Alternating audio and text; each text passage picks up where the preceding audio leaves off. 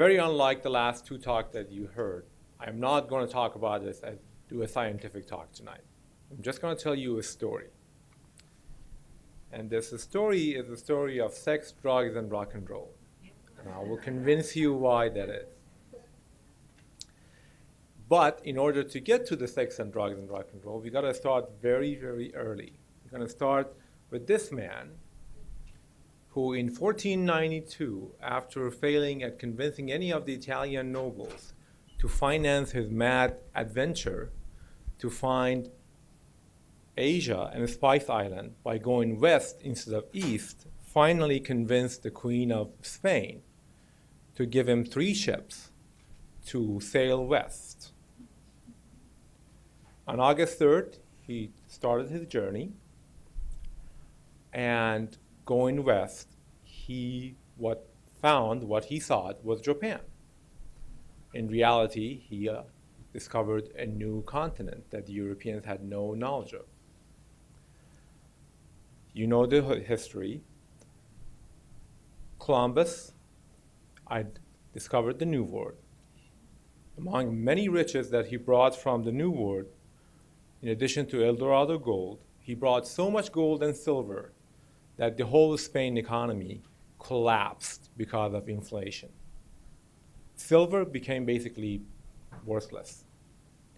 He brought a bird that the Europeans called turkey, which had no relationship with Turkey, but similar to some of us New Yorkers, when we call everything to the east Long Island and everything to the west Jersey, the Europeans were calling everything to the east of Mediterranean Turkey. And because they were still thinking that this is coming from the east, they called this word Turkey. He brought syphilis to Europe. And also, he brought a rather unknown plant that is called Nicotiana tabacum. Had no fruit, no flower. But what the Europeans saw was the natives drawing up the leaves and smoke these leaves. And they thought that, it's a good idea. Let's try to do that. And the Europeans started to producing tobacco, making cigarettes, cigars, and start smoking. And we continue to smoke and smoke and smoke. Everybody started smoking. Statesmen, presidents, movie stars, servicemen, doctors, physicians, everybody was smoking, basically non-stop. Imagine if you were doing 2 packs a day. That means 40 cigarettes. An average person wakes up about 6 or 7 a.m. in the morning and goes to bed about 10 or 11 at night. So about 2 cigarettes an hour. Because of that, a disease that was almost unknown to most of the people became so prevalent that by the 1900s, physicians were writing textbooks about diseases of the tongue and oral cancer. Because of the smoking, we created a disease that was for 1,500 years of European history since Christ was unknown. We basically created oral cancer. And what is oral cancer? Oral cancer is basically uncontrolled growth of the lining of the mouth. That's all there is to it. And that usually happens because we are exposing our mouth to an onslaught of a very irritant material. That could be tobacco, that could be alcohol, and I'll tell you the other stuff.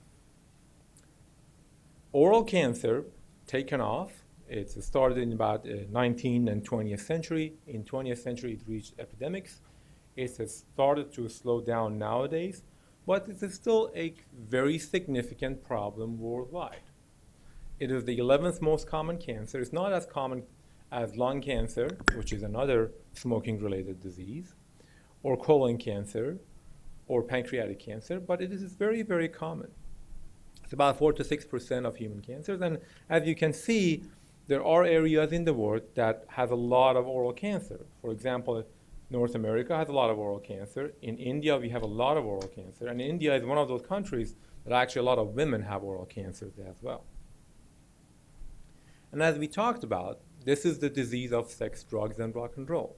It's smoking, alcohol, and this is particularly a disease of hard liquor. Wine drinkers rarely would get oral cancer. This is, again, disease of industrial alcohol.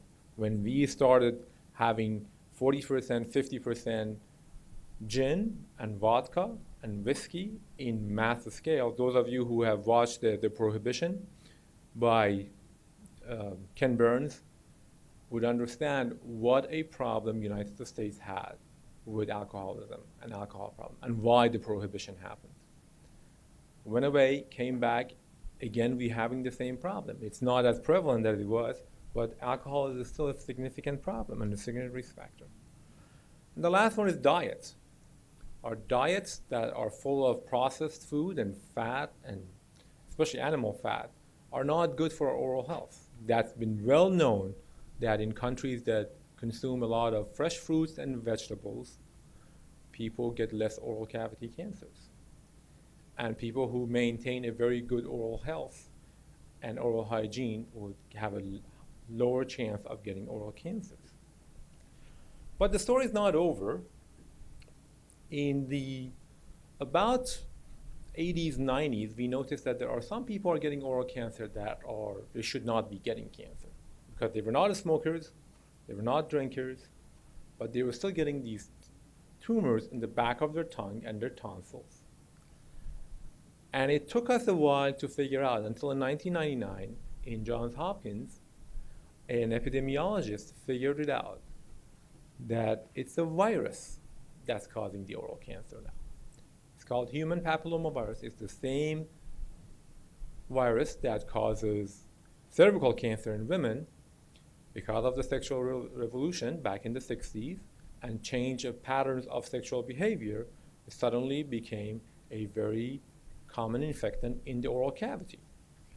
And 20, 30 years later, those people now are showing up with tonsil cancer and base of tongue cancer. So now we have come full circle. We have gone through sex, drugs, and rock and roll. And if you want to know what rock and roll has to do with it, you just have to go to a rock and roll concert and you will see all the aspects of it. So this is a disease that's not going to go away. We can make it less, and we should, but it's going to be there with us. If we beat alcohol and cigarettes and we beat HPV, I'll bet you tomorrow there's going to be something else. And there are people who have never done anything and they still get oral cancer. Thank God those are in minority, but that happens. And the question for you and I is, okay, what should I look for? What should I be worried about this deadly, serious disease? And it's pretty simple because, oral cavity, mouth is somewhere that you can see, you can feel, you can put your finger in there, and you can show it to somebody. It's not that you have to go to your friend and say, can I drop my pants? And you look at, see what's going on here. But you will be surprised that a lot of people won't look into their oral cavity, or they just ignore. So if you have pain in your tongue or in your ear, if you have an ulcer, if there is a lump in your mouth, if there is a new lump in the neck, these are all signs of oral cavity. This could be signs of oral cancer. And it's probably not a good idea to ignore those after about 2 or 3 weeks. Because a lot of these things, if we get to them early on, they're highly curable. But if it's late, then we're talking about a different disease. And let's say you did that, and you have something on your tongue or on your lip or anywhere else, and you're really worried about it. Okay, what should I do? This is a patient of mine. He came to me all scared. And those of you who have done this is a simple aphthous ulcer. It's just an ulcer. You don't need to be worried about it. It's really painful. It's so scary. It goes away in about 2 or 3 weeks. It's usually related to stress or anything else. But sometimes they could be cancer. And the best way to do it, first of all, don't panic. It's still a rare disease. Not everybody's going to get it. Number two, see a specialist. Because something that might be like the weight of the world on somebody, if someone who has experience and expertise can just look at it and say, you're fine, go about your business, or you are worried, and taking a biopsy is very, very simple. It takes me 5 minutes to do a biopsy with a little bit of a lidocaine and a little bit of a punch biopsy, and I can tell you, do you have cancer or not? Here is the other example. This is a young 26-year-old teacher. Never smoked in her life, does not drink heavy alcohol, doesn't have any risk factor, and shows up with this teeny tiny little ulcer here, which is not going away, and this is a cancer. So these things can happen to anybody. And if you're vigilant about it, you will find it early on. This thing has 80%, 90% chance of cure. And then what happens when, God forbid, someone gets cancer and comes to me or one of my colleagues, and what we do? The workup of any cancers, as you know, has been very standardized. We all go by the guidelines. We all go by what to do step by step. And oral cancers are pretty straightforward. You start with a good physical exam with a history. You confirm the diagnosis, and then you need to know how spread the disease is. We used to get CT scans. Nowadays we do PET scans, and the PET scan will show us where the diseases end up. The good news is, majority of oral cavity cancers, they do not go outside the head and neck. They stay right here.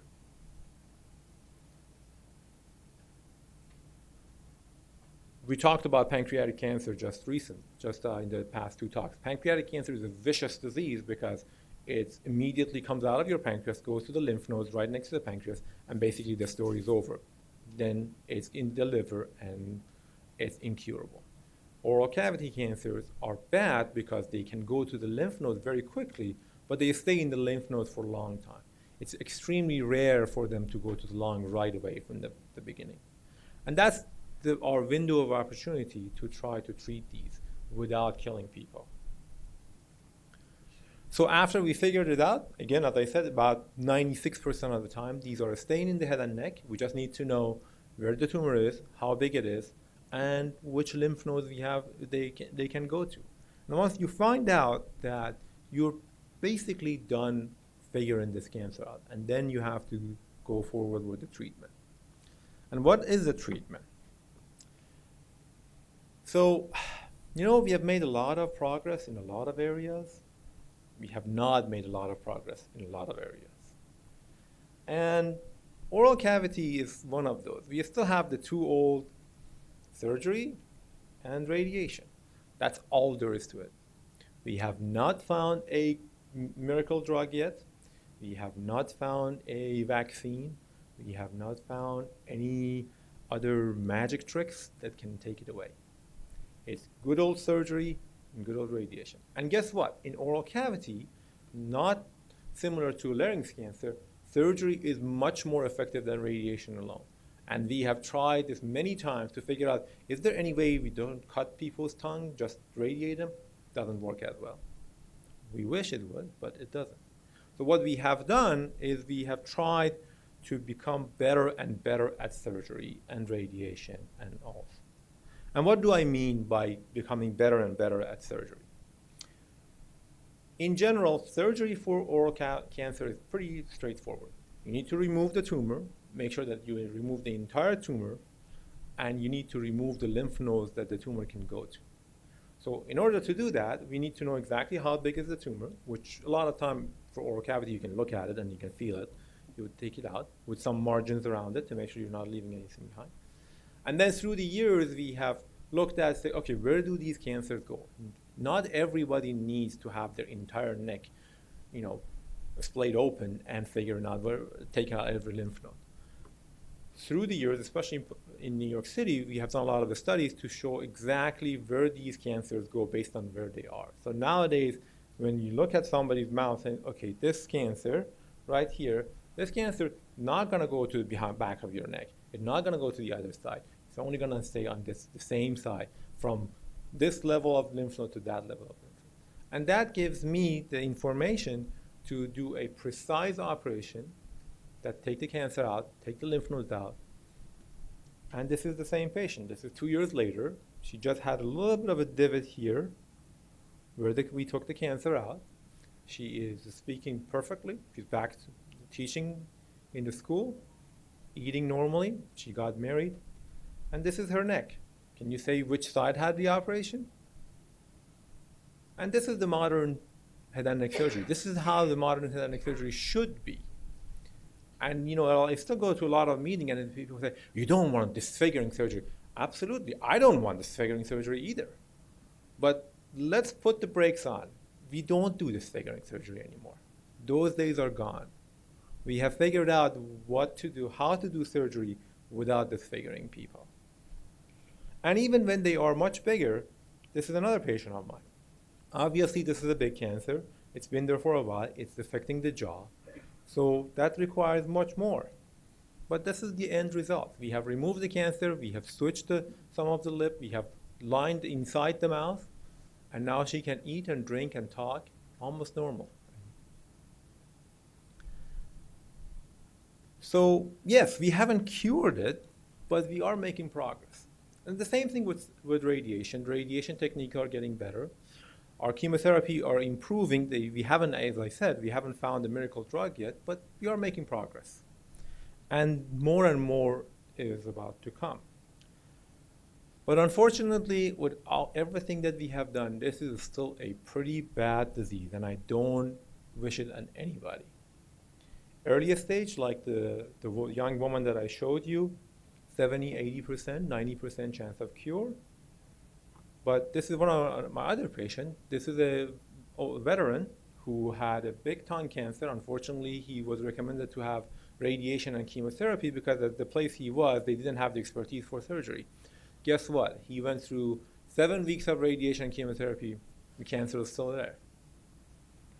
And now he is in constant pain, cannot eat. He has a feeding tube, and he is taking massive doses of narcotics that can kill a small town, and he's still in pain. But what we do for these cases? Well, we have to remove the tongue, but nowadays we can do reconstruction. What you see inside is not his tongue. It's a piece of a skin from his thigh that we have brought up with the blood vessels connected there. So it's an autograft. We have grafted part of his own body to his own mouth to reconstruct the tongue. It's not a perfect tongue. Doesn't work as normal, but it provides him with enough tissue inside his mouth to be able to manage his secretions, to be able to manage some consistencies of food, and his pain is gone. He's back home.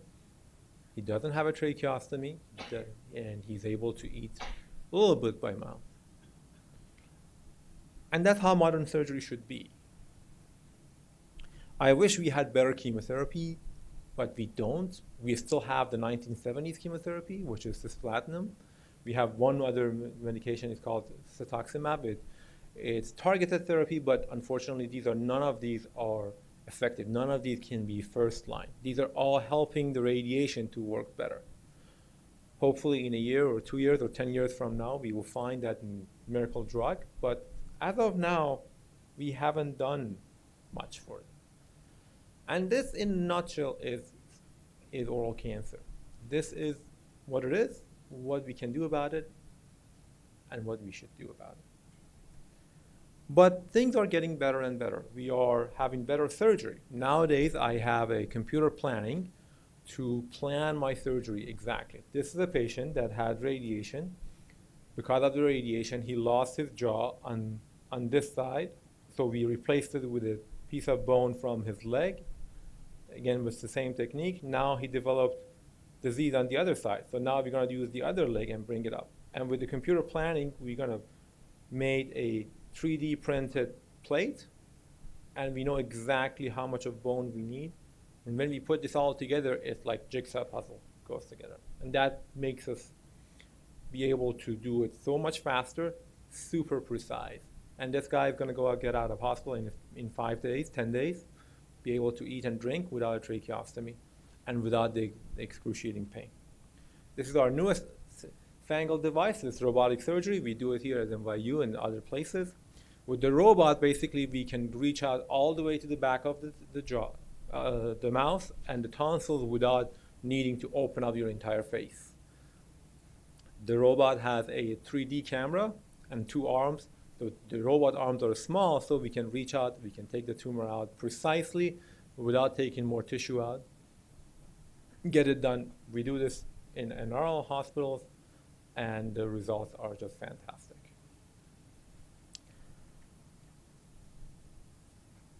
But one of the most important progress that we are seeing right now is not surgery or radiation or even chemotherapy. It's using our own immune system to beat the cancers. And that's the new frontier.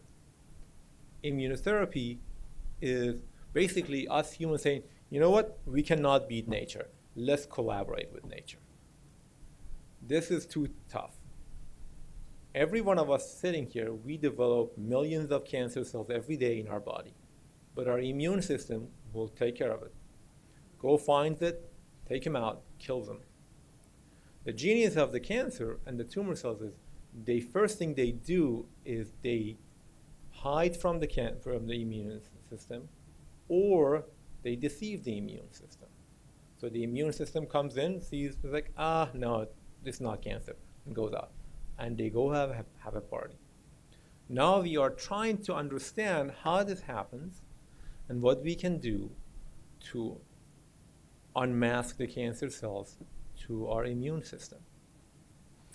We have had some preliminary success. This is not melanoma. In melanoma, we had tremendous success. For oral cavity, we just had a few clinical trials. The results are mixed as of this point, but it's very, very promising. And remember, this is first generation. This is the big brick mobile phone that we had in the 90s. By the time we get to the iPhone, hopefully we can have much better medications. And maybe someday you don't need me to cut somebody's tongue.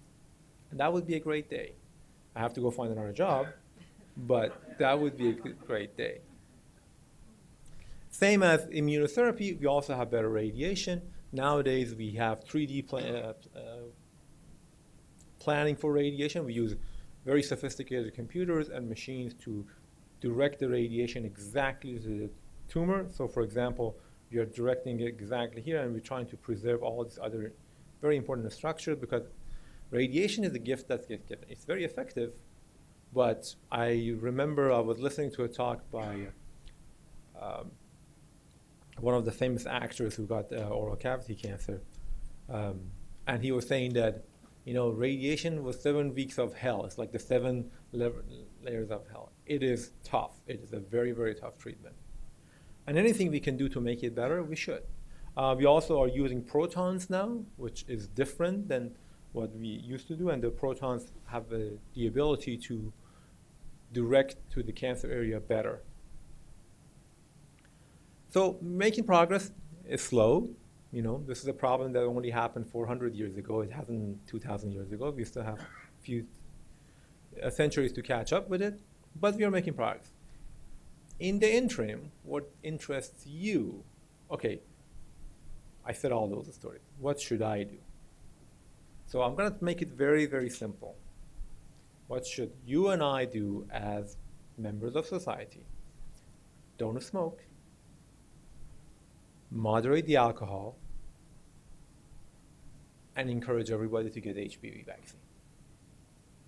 If we do all these 3, the rate of oral cavity cancer will be less by 80%. Now, for the first time in human history, we have a vaccine that can prevent cancer. And every one of us should go out and convince people to use the vaccine. The same thing. If you see someone who's smoking, say, you're killing yourself. And if you see someone who's not vaccinating themselves, well, you're taking a risk. And I cannot say enough good things about the vaccine. It's effective. It has shown that's effective. In Scandinavia, that they've been vaccinating people for a long time, they have already shown that the rate of tonsil cancer is slowing down. And we should really take advantage of these advances. Simpler in what day-to-day, what should I do? Very simple. Brush, inspect, and don't ignore if something growing in your mouth. That's all I had. I think that's right on time. So thank you for having me. I know it's late, and happy to answer any questions.